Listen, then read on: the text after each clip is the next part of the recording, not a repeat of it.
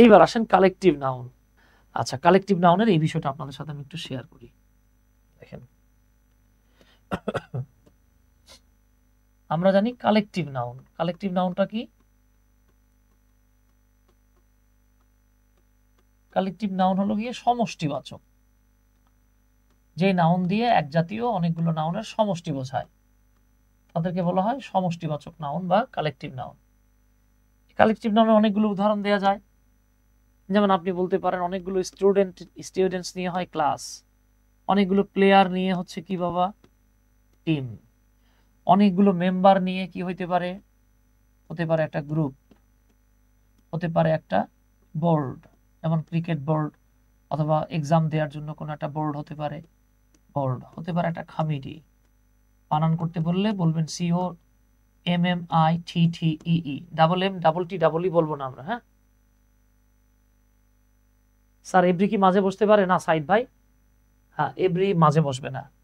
এরকম অনেক আছে, যেমন গুন্ডাদের দলকে বলা হয় গ্যাং, ব্যান্ড গায়ক দলকে বলা হয় ব্যান্ড, বাদক দলকে বলা হয় অর্কেস্ট্রা।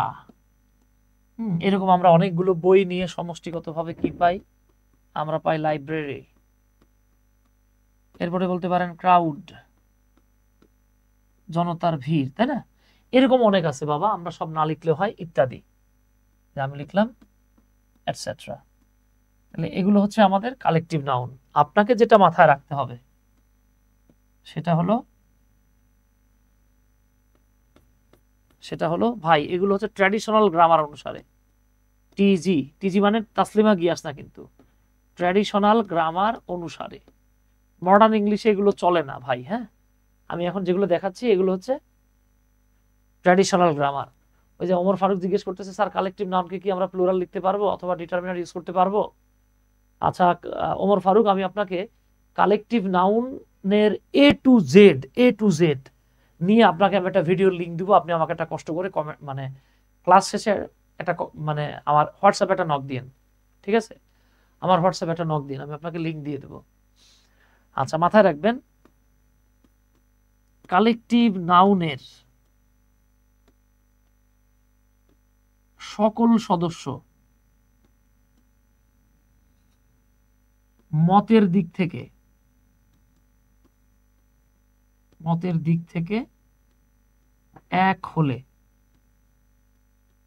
যদি কালেকটিভ নাউনের সকল সদস্য মত, পথ, মতাদর্শ, ভাবাদর্শের দিক থেকে এক হয়, তাহলে আমরা তাদের জন্য ব্যবহৃত যেই প্রোনাউন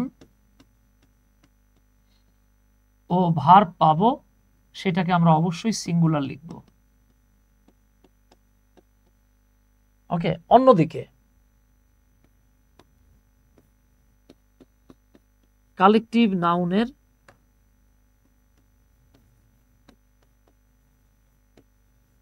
সকল সদস্যের মতের ঐক্য না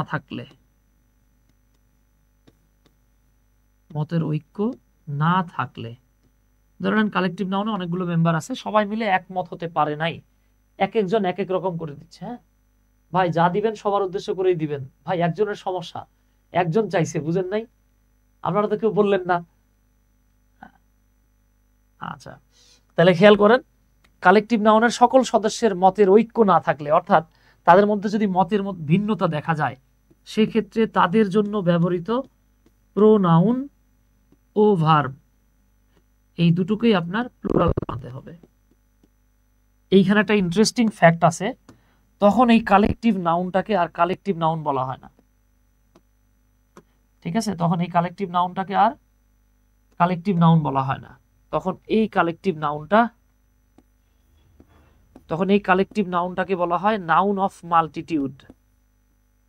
নাউন অফ মাল্টিটিউড অথবা নাউন অফ মাল্টিটিউড। স্যার লিঙ্কটা গ্রুপে দিয়েন। আচ্ছা ঠিক আছে ভাই, লিঙ্কটা গ্রুপে দিয়ে দেবো, আমি ভুলে গেলে মনে করাই দিন, আমি আপনাদের হোয়াটসঅ্যাপ গ্রুপে লিঙ্কটা দিয়ে দেবো। ওকে, আচ্ছা তাহলে আমি দুইটা এক্সাম্পল দিই বাবা, আপনাদের জন্য বুঝতে সুবিধা হবে। দেখেন, ধরেন আমরা লিখলাম, আমরা ভিজ দিচ্ছি, হ্যাঁ ভিজ মানে এক্সাম্পল, ধরেন আমরা লিখলাম দ্য ক্লাস, ক্লাস না লিখে একটা সহজ বিষয় লিখি, দ্য ফ্যামিলি, এই যে দেখেন দ্য ফ্যামিলি হ্যাজ সিট, মানে ফ্যামিলিটা বসেছে, and it has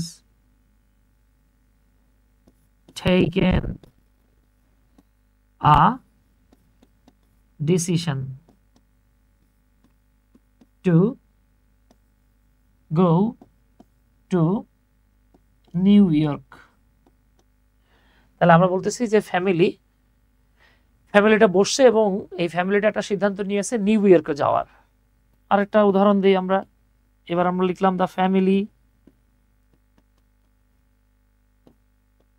have sit and sit sat, sorry sit sat sat, হ্যাঁ sit sat sat sat and they have taken different decisions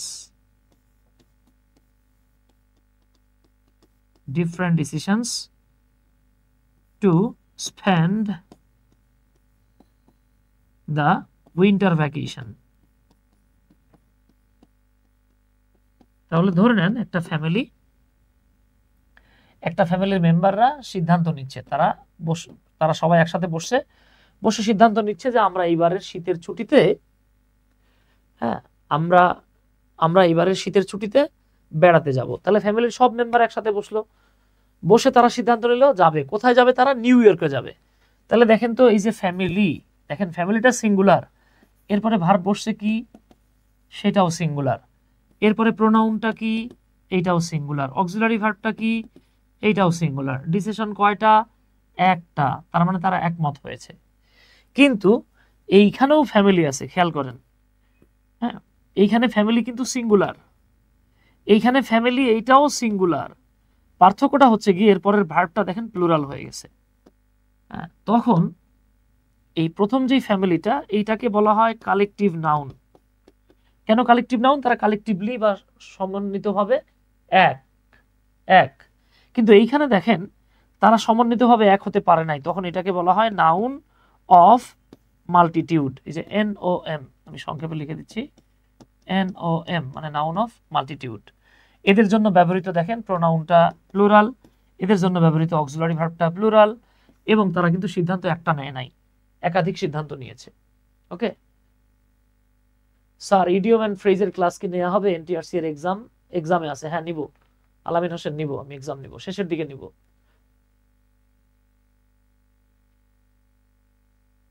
sir free hand writing এর জন্য কোন বইটি ভালো হবে? সইটি ফ্রি হ্যান্ড রাইটিং এর জন্য স্পেসিফিক ওইরকম কোনো ভালো বই পাবেন না, আপনি পাবেন না, অসম্ভব। এরপরেও যদি ফ্রি হ্যান্ড রাইটিং এর কোনো স্পেসিফিক বই পড়তে চান, স্পেসিফিক একটা দুইটা বলা যাবে না, বেটার হবে গিয়ে আপনি একটা কাজ করেন, SM জাকির হোসাইন স্যারের যে বইগুলো আছে ফ্রি হ্যান্ড রাইটিং, এগুলো কালেক্ট করতে পারেন। তবে আপনি একটা বইয়ে মানে আপনার তৃষ্ণা মিটবে না, বুঝতে পারছেন তো, অনেকগুলো বই কালেক্ট করতে হবে। স্যার আইএলস ভোকাবুলারি, বাবা আমি তো আপনাদের এই গ্রুপে পোস্ট করে দিছি, দেখেন আমি আপনাদের এই গ্রুপে বইয়ের ছবি সহ পোস্ট করে দিছি, আপনারা একটু দেখে নিয়েন, না পাইলে আমাকে নক দিন। আপনাদের এই গ্রুপটাতেই আমি ওই বইয়ের পৃষ্ঠা নাম্বার মানে এই উপরের ছবি সহ পোস্ট করে দিয়েছি সজীব ভাই। তাহলে আমাদের এটা বোঝা হয়ে গেছে। এইবার আসেন দেখি আপনারা কে কে 1 নং প্রশ্নের সঠিক উত্তর দিতে পারেন। এখানে অধিকাংশ ভাই বোনেরা ভুল করে, দেখি আপনারা কি করছেন।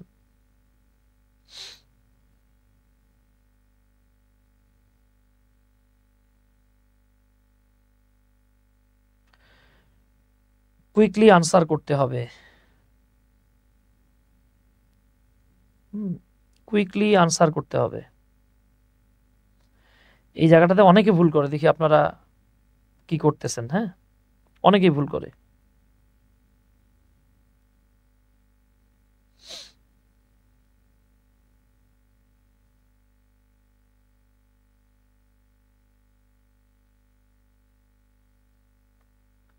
কুইকলি আনসার করেন। এই জায়গাটাতে যে বললাম যেটা অনেকেই ভুল করে, বোঝে না, খুব সহজ জিনিস এটা, কিন্তু অনেকে এটা ভুল করে ফেলে।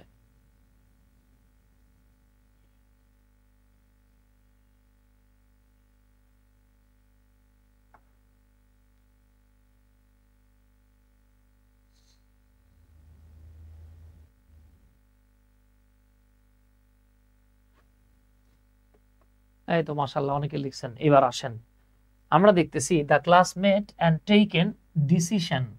এই ডিসিশন মানে কয়টা, এই যে বুঝতে পারতেছেন, একটা ডিসিশন বা একটা সিদ্ধান্ত। যেহেতু আপনি দেখতেছেন যে একটা সিদ্ধান্ত, তার মানে আমাদের বুঝতে পারতেছি ক্লাস একটা সিদ্ধান্ত নিছে একটা। যেহেতু একটা সিদ্ধান্ত, তার মানে সবাই মিলে তারা একমত। একমত হলে এদের জন্য ব্যবহৃত ভার্ব এবং প্রোনাউন দুইটাই সিঙ্গুলার হবে। তাহলে সিঙ্গুলার ভার্ব হচ্ছে হ্যাজ, সিঙ্গুলার প্রোনাউন হচ্ছে ইটস। হলো না, হলো না, হলো না। বি, হায় হায়, অনেকে সিও লিখে ফেলছেন, সি বলা যাবে না, ঠিক আছে। এইবার আসেন পরের প্রশ্নটা। এবার 2 নং প্রশ্নের উত্তর করার চেষ্টা করেন তো একটু দেখি। 2 নং প্রশ্নের উত্তর করার চেষ্টা করেন একটু দেখি।